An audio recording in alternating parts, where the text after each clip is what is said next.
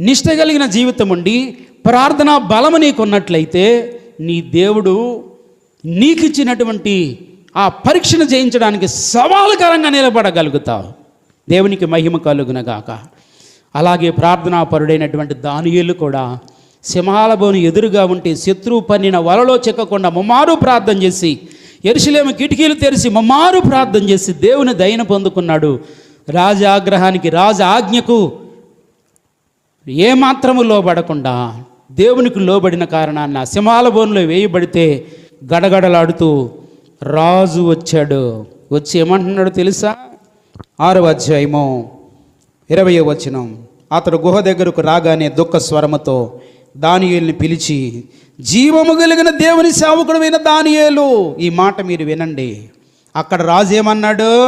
సర్వోన్నతుడైన దేవుని సేవకులారా. ఇక్కడే